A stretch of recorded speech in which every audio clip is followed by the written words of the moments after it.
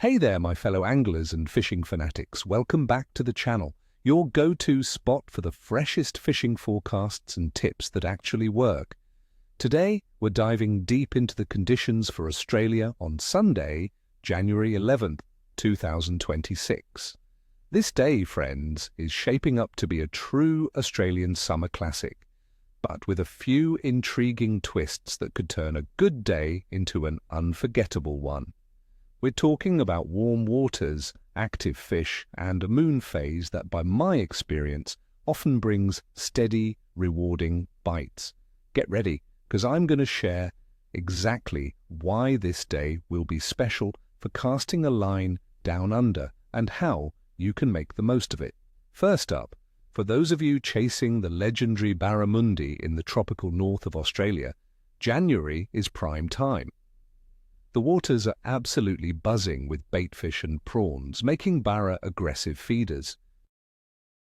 You'll want to target these magnificent fighters in mangrove creeks and estuarine systems, especially on the outgoing tide when they ambush prey around fallen timber, submerged snags and creek mouths. For tackle, a medium-heavy bait casting or spinning setup with 40 to 60-pound braid is your best friend. Lures like shallow diving hard bodies, realistic soft plastic prawn imitations, or weedless soft plastics cast tight to structure will get their attention.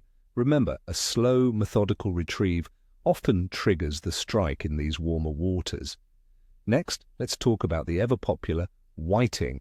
These tasty species thrive in the warmer summer waters, making January an excellent month to target them. Focus your efforts on shallow, sandy flats, weed beds, and areas with good tidal flow, particularly around the incoming tide when they push into the shallows to feed.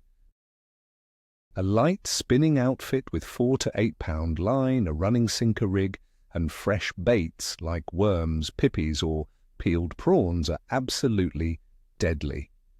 Don't be afraid to try small soft plastics like grub tails, worked slowly across the bottom for an added edge. Now for the tenacious flathead, abundant bottom dwellers that really hit their stride in the Australian summer.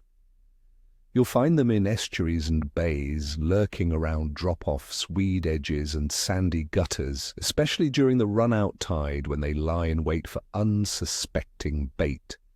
A light to medium spinning setup with 8 to 15-pound braid and a fluorocarbon leader is ideal. Soft plastics such as 5 to 7-inch curl-tail grubs or paddle tails in natural baitfish colors hopped slowly along the bottom, or a pilchard fillet drifted along the bottom, will be incredibly effective.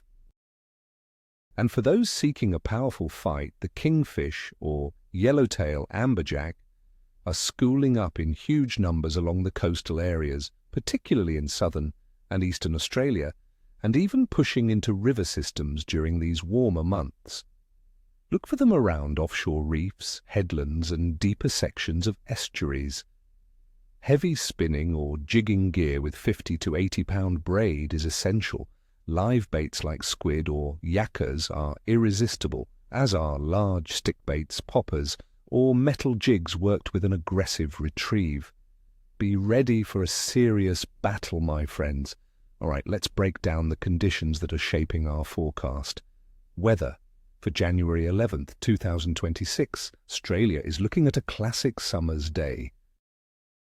Temperatures will be comfortable, hovering around 21 degrees Celsius in the morning and noon, dropping slightly 19 degrees in the evening and 18 degrees at night in many areas.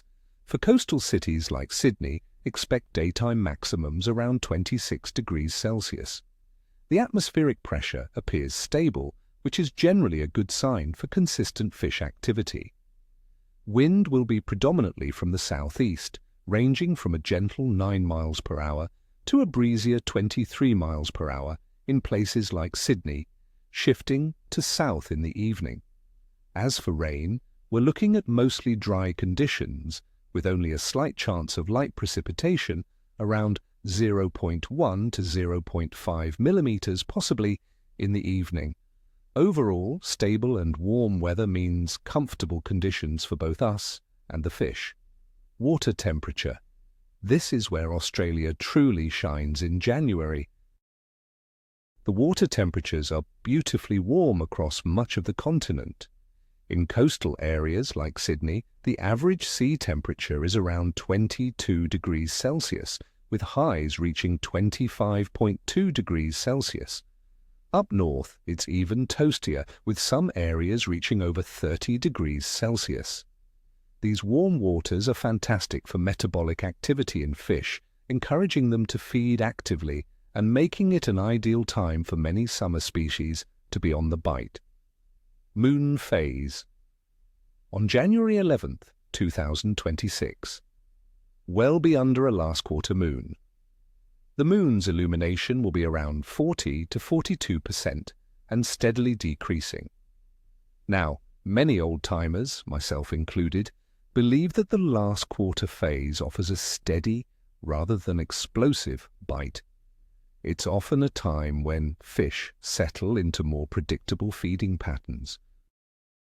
While not as dramatic as a new or full moon, this phase can lead to consistent catches if you understand their rhythm, general fish activity. Considering all these factors, my friends, the overall fish activity for January 11th, 2026 across Australia looks good to excellent, but with a touch of capriciousness. It's the absolute peak of summer, water temperatures are ideal, and the warm, stable weather provides comfortable conditions. The last quarter moon might mean the most aggressive feeding frenzies are tempered in some areas, but the overall warmth and abundance of bait will keep fish very active.